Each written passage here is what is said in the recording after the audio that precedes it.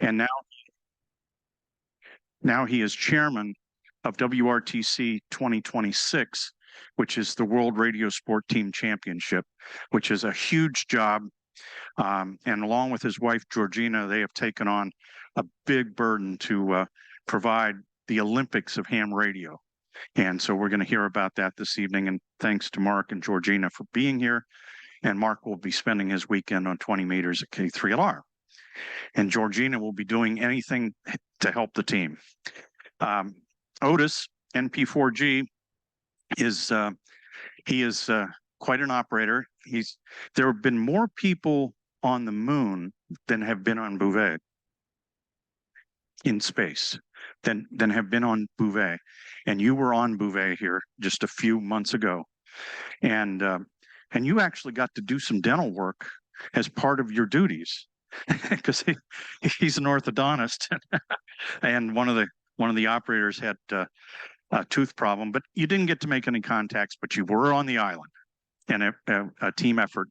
And you're going to talk about an upcoming de-expedition that you're doing and give us a really cool thing. And Otis will be on 10 meters this weekend at K3LR. So with that, let's start with WRTC. And if we could get the slides up, Corey, and Mark and Georgina, floor is yours.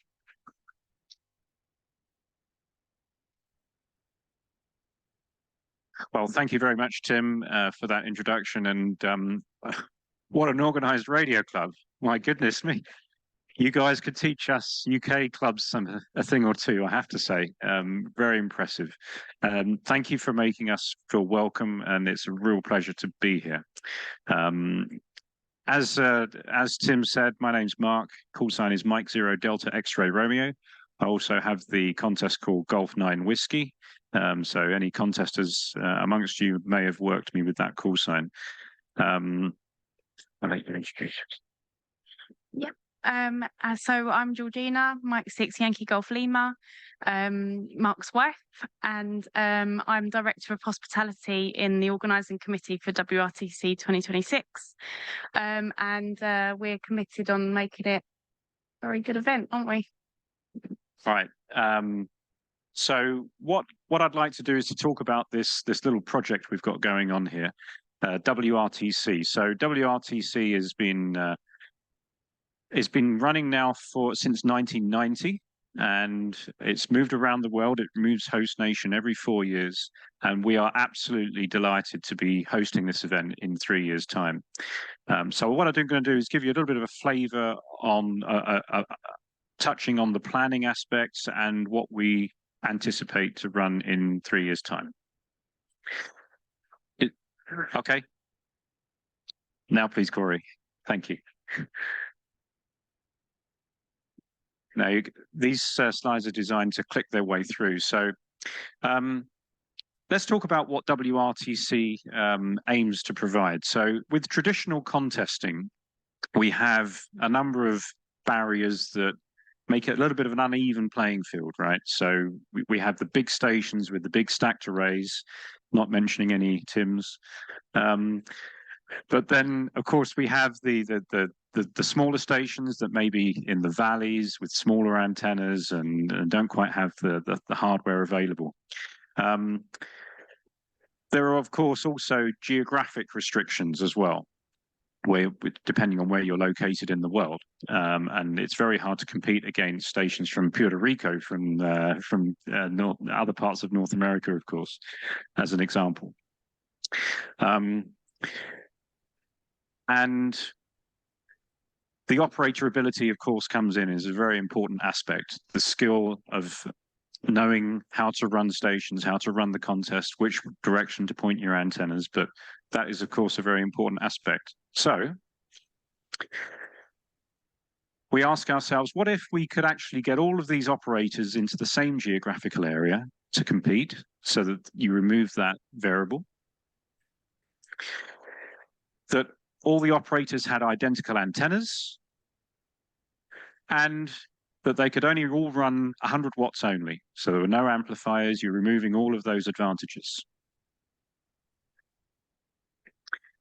And give a bit of pressure as well. Give them a referee to look over their shoulders and make sure they're not playing foul in any way. So that's WRTC in essence. That's what we do. We get all these operators that have performed well over the preceding 18 months, 2 years, that have scored well and have earned their right to come to WRTC. And we regard it as the Olympic Games of amateur radio contesting. That's really what this is. And we're striving to meet the standards of the Olympic Games. So in 2026, we will have 50 teams of 2 operators that will come to the UK, having earned their position as a team leader and a teammate, representing their country. It will really come down to the operator skill and how these teams of 2 will play the contest over that 24 hours, and making the right decisions to be on the right band at the right time, beaming in the right direction, and being on the right mode, and splitting their time between CW and SSB. So it really does come down to those factors. A little bit about what WRTC sets out to achieve. So there are some goals. To publicize radio sport worldwide, both inside and outside amateur radio. Now, that's a really important point.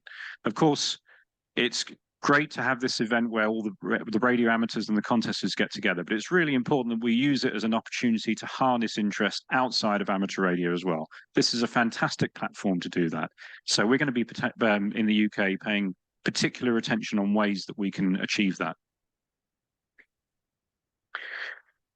It's there to facilitate international gatherings of radio sport participants, and the social aspect is very important. This isn't just a radio contest. This is an opportunity for radio amateurs to come together from all around the world, from a variety of different cultures and countries, to come together and share the passion that we all love.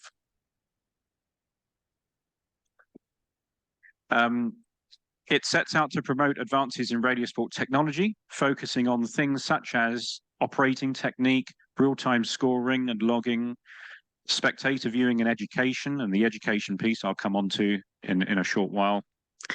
Log checking and reporting, these are all things that have advanced significantly over, well, 50, 60 years of contesting.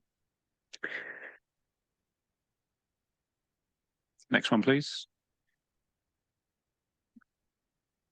The operator ranking and comparison, and to encourage the growth of radio sport participation worldwide, especially to youth and young adults. Now, this is a really important piece for us. We want to set the foundations for the future of WRTC and amateur radio contesting in general. And next, please. And we want to make sure that we are giving the opportunity for regions of the world with underrepresented radio amateurs to participate. Okay. WRTC is run by a sanctioning committee, and the sanctioning committee have made it clear of what the 20-year vision looks like. It's to recognize WRTC as a premier international radio sport event.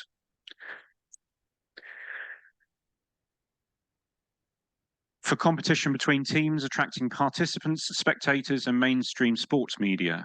And we've got some ideas on how to do that, but it's a developing thing. This idea of making it a sport is really crucial to our thinking. And one up. Thanks. Development of radio sport standards for operating, adjudication, and technology. And there are some fantastic log checking robots available that, you know, there's the big contest, the CQ Worldwide and the ARRL use to check the logs and issue the final scores and understand where the busted calls are and where the scores have been lost. Of course, in WRTC, that all has to be done within about 12 hours. So there are some techniques that we can adopt to do that. Next one, please, Corey. So a little bit on the history. You can just click through all these, Corey, to the end, but it's moved around the world. It started off in Seattle in 1990, and then went over to San Francisco, and then came over to Europe in 2000, Slovenia. Finland, Brazil, Russia, Boston in 2014, Germany, which Sandy was heavily involved with, DL1QQ. And then in 2022, the event was actually held this year in Italy due to the pandemic. That shifted it right slightly. So that was held in Italy, in Bologna. And in 2026, we have it in the UK. So that's just a little bit about how it's moved around. And there was already interest for 2030. This is the team, the organizing team in the UK. We have Lee, G0MTN, looking after our rules. Fred, G4BWP, is the finance director. Chris, G0DWE, who's also the advertising agent for the Radio Society of Great Britain. He knows a lot of people, so he's a good one for fundraising. Andy, G4PIQ, big contester over at Mike 6 Tango, and he is in charge of selecting our 50 operating sites for the teams. Steve, Mike 1 Alpha Charlie Bravo, who is the general manager of the Radio Society of Great Britain, and he is director of volunteers. And Georgina, Mike 6 Yankee Golf Lima, here this evening, director of hospitality. We have an IT team who's working on the website, which is live, and also starting to think about the IT infrastructure for WRTC itself, with the stations, real-time logging, coming back to the real-time scores. But also we have a system that has to be put in place to track the scores and the position standings for each hopeful team leader. And we'll show you what we mean by that shortly. We have an advisory committee. We're delighted that Tim is on our advisory committee, along with a handful of other famous operators there. And our point of contacts into the sanctioning committee, Doug K1DG, Chris DL1MGB, and Tina Sugar 50 Alpha. So they're the people that we're working with to help shape the rules, and there are immediate points of contact into that sanctioning committee. It's not extremely clear but this just demonstrates our high-level plan for the event. And we're already engaging in fundraising and sponsorship. We're working on volunteers in the UK and also international volunteers that will come to the UK and help us. Anything from building stations, building antennas, to site management of the 50 sites, to drivers, ferrying the guys to and from the stations, from the headquarters, and also IT help. And that's okay, we can move on. These are the contests. We can go on to the next one, Corey, please. Sorry. These are the qualifying events. So qualifying actually starts this weekend in the CQ Worldwide SSB contest. That's the first qualifying event for 2026. So we have the CQ Worldwide SSB, CQ Worldwide CW next month, and then we're into 2024, and 2024 is a busy year. And what we will do is that the scores will be picked from the top 8 of these contests. So you don't have to do all of them, but it will recognize up to 8 scores. And then there's a couple in 2025. It finishes off with the WRTC SSB contest in March 2025. We finish it there to give enough time to then adjudicate that contest, understand who the team leader qualifiers are, and then we can secure their positions. And then the team leaders can select their teammate. So this is how the teams are broken down. So for us, we have 50 teams. 42 of those are qualifying through participation in those contest events. We'll have 4 youth teams. So they will qualify as being under the age of 26 at the time of WRTC. We have the previous champions that will return. So the winners of Italy will come back. They automatically earn their spot in 2026. And then we have some sponsored teams and a wildcard team. This is the breakdown of areas and team numbers by area. So, for instance, Europe 1 at the top there consists of the Scandinavian countries and the Baltic countries, and we offer two team positions for those for that area, and then there's a whole bunch for the North American. These are the North American ones here on the bottom left, which is divided by area, obviously trying to consider the fact that you get different propagation in different parts of North America. So we've divided it up, and there are a whole bunch of team positions available there.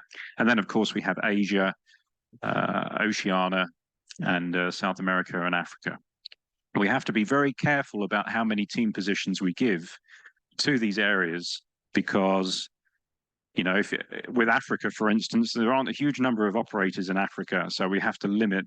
Otherwise, we would have very low scorers earning their position in WRTC, as opposed to, you know, Europe and North America, where there are a whole bunch of operators that are scoring very heavily. So we have to judge that. Next one, please. And the referees. So the idea of having referees is to try and make it a fair game, as much a fair game as possible. These referees will be trained and on the build up to the event, and also on the week of the event leading up to the weekend. So we will make sure that there is no foul play, and if there is, that gets dealt with. So we'll have a referee application process which will become live in 2025. Spoken about the role of the referee. A little bit on youth. So this team on the left here was one of the youth teams at Italy. This is Philip and Jamie from Germany and the UK, and that's their referee with them.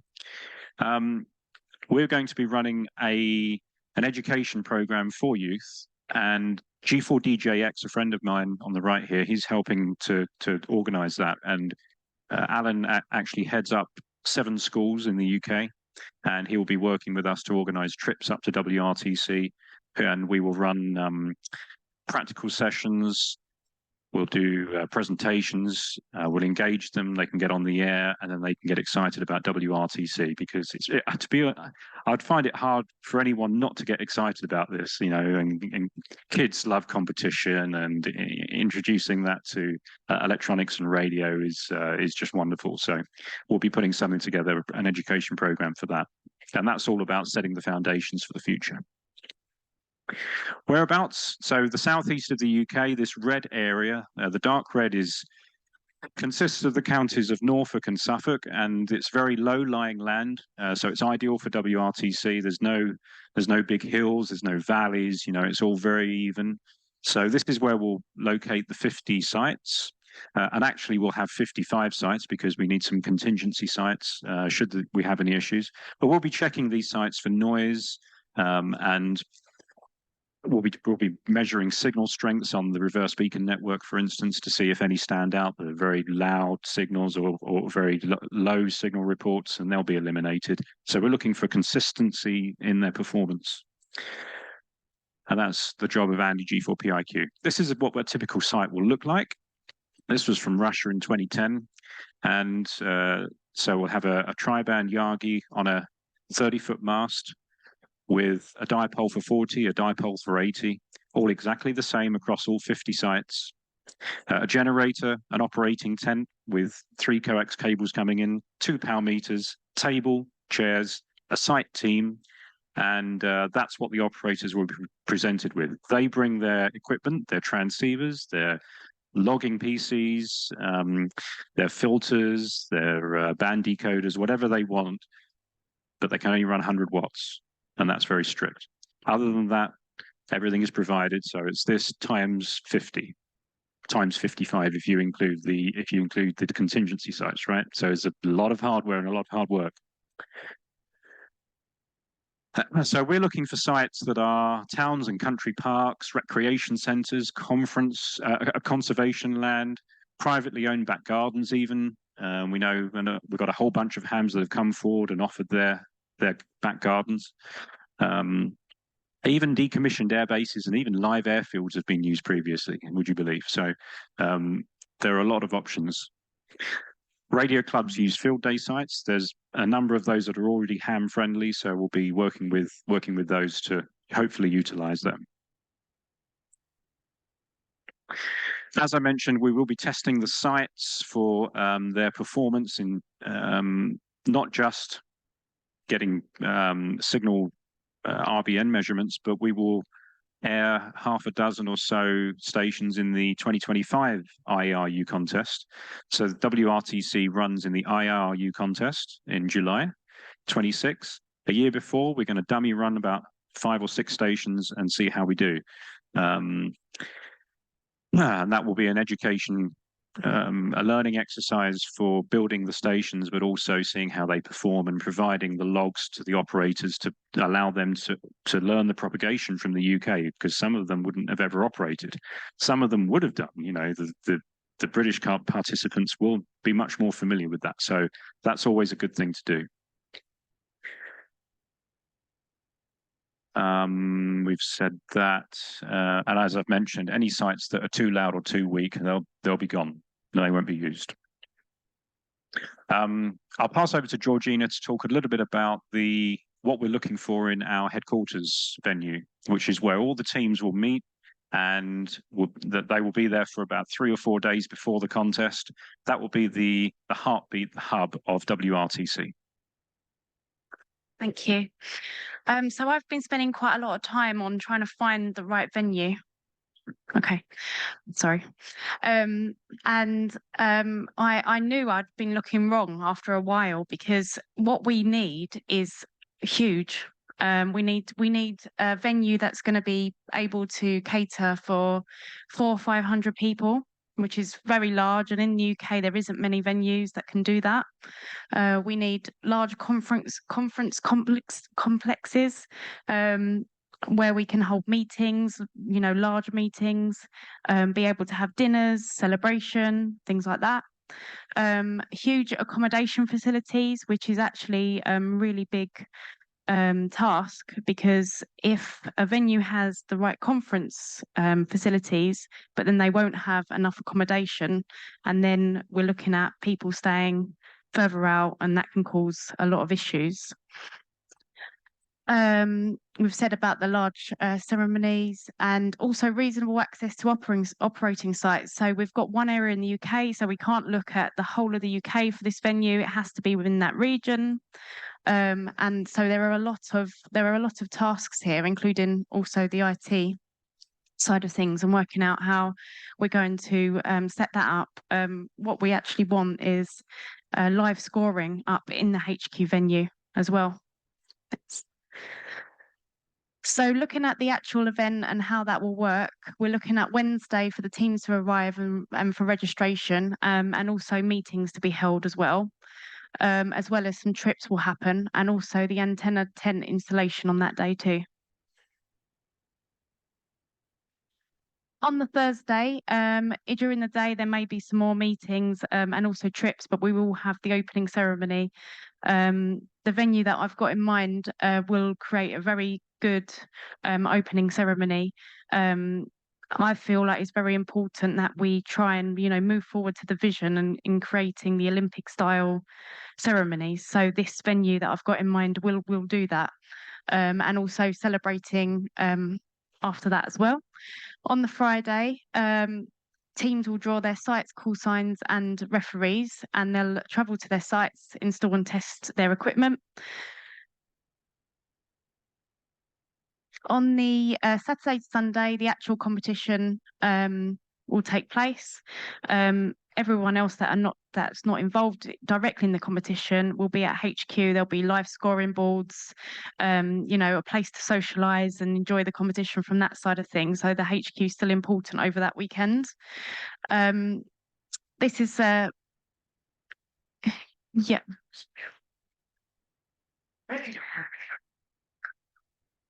Michael,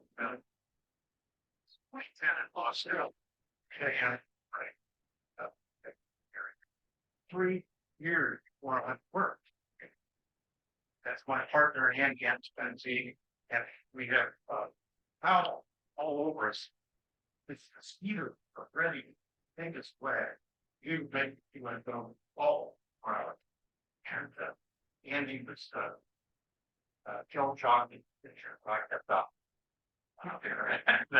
That's Team USA in Moscow.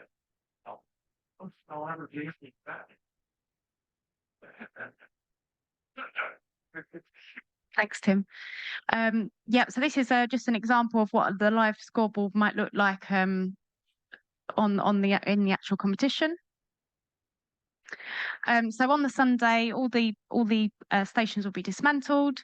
Log check-in will need to happen.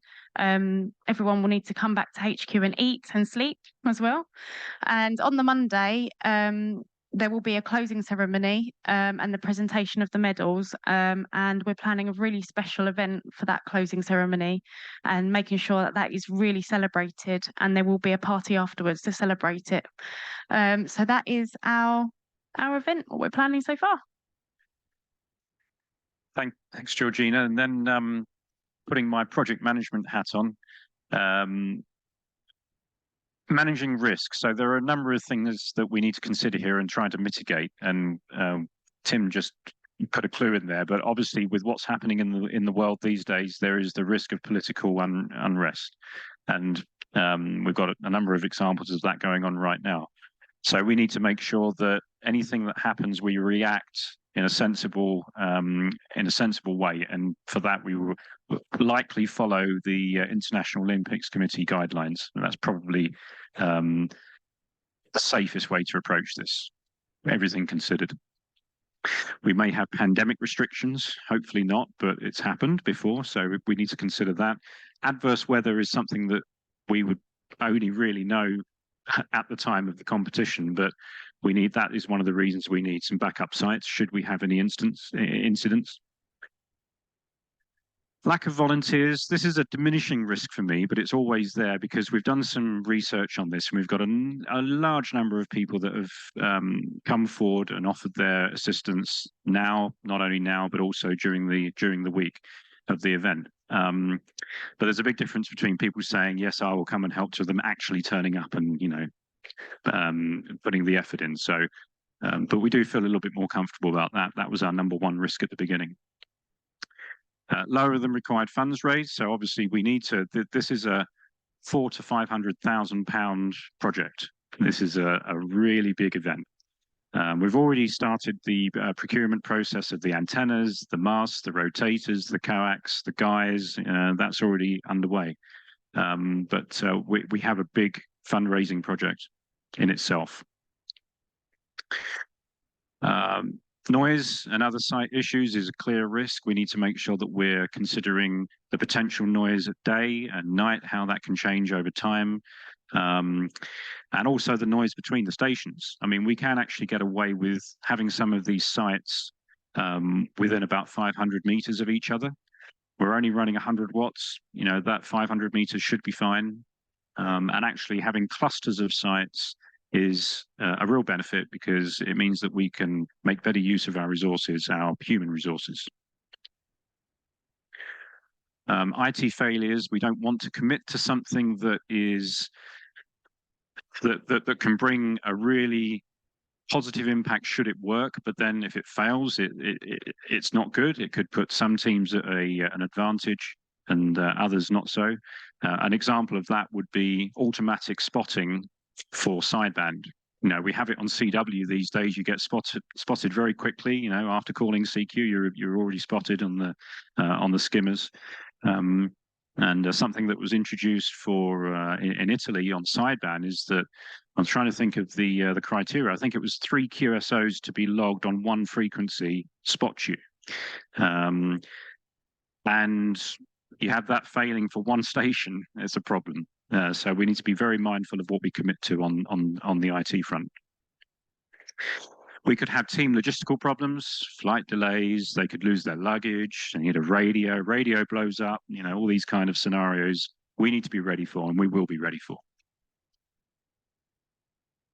I mentioned the fundraising, so we have a number of angles that we can seek finance. So that could be anything from corporate sponsors, from the radio manufacturers to the national societies, the radio clubs, the individuals. There's a number of angles on that. We have lots of repeat supporters of WRTC that we can go to, and we need to find those new ones. We will have a minimum of 2 sponsored teams. This is an important revenue stream for WRTC. And we will repeat the tent sponsors program, which has been very successful for the previous events. We'll run raffles, we'll run auctions. We've only just started, really, but there's a lot to do. If anyone is in a position to help us, we would gladly take a donation from you. Come and speak to us at the end. That would be very much appreciated. At the end, we may be left with some hardware that we can sell on as well. You know, the antennas, the masts at a very good reduced rate for people that have come forward and helped support us. We're all over social media. Just search for WRTC 2026. You'll probably find us on every platform there is going. And we have the website, which is WRTC2026.org as well. It's been an absolute pleasure. Thank you very much for having us here this evening. We're really excited about this project. We're putting a lot of energy in. Please get involved in any way that you can. Thank you.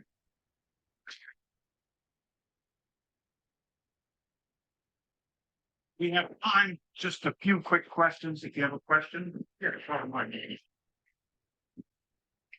You have, throughout your presentation, mentioned the importance of attracting youth and your concentration on various levels about teams and so forth.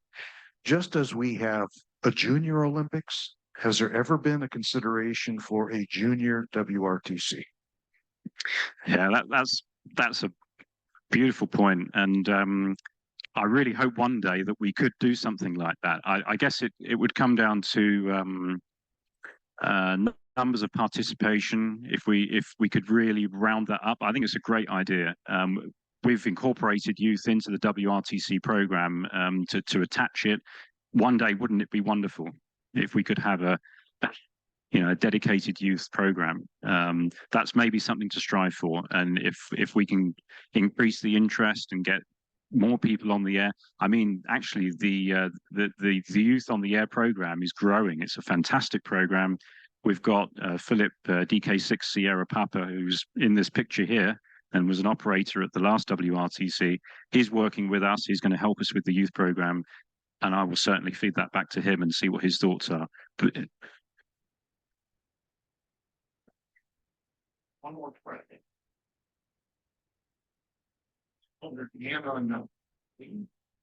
Anyone on Zoom?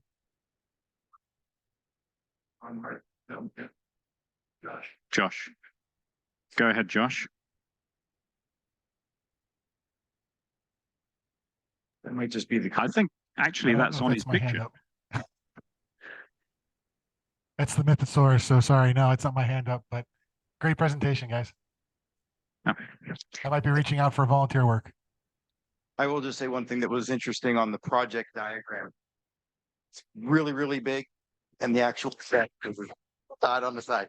That's a good point. Yeah, we've got all this business going on over 3 years for this tiny little thing on the Gantt chart out in 2026. Now we're doing it because we love this hobby and we're inspired by people like Tim. I wouldn't be standing here doing this now if it wasn't for Tim. I can 100% guarantee that. You've got a fantastic person in your club here, and I'm sure you'll appreciate that. Oh, Dave. Yeah. What modes will you be operating? It's a CW and sideband contest, so it's a mixed mode. So the operators will need to make sure that they're planning very carefully how they spread their QSOs between the modes. The contest is mainly, if you look at the stats, there's a whole bunch more CW QSOs than there are sideband. And I think a lot of that has got to do with the fact that you're running 100 watts. And, sideband with 100 watts can be tough. With CW, you can run through a very noisy band and you get that filtering right in and up the QSO numbers. But yeah, mixed mode contest, so it's important you have skill on both modes. Be any issue with customs to take equipment in? It's a good point because obviously things have changed, and the exit from the EU is going to potentially cause could cause some issues. But we've had people that have been doing that recently without any problems. If you're bringing it in and taking it back out again, it shouldn't be an issue.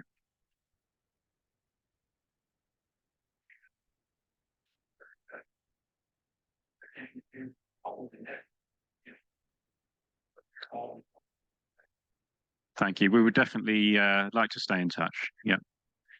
Thank you.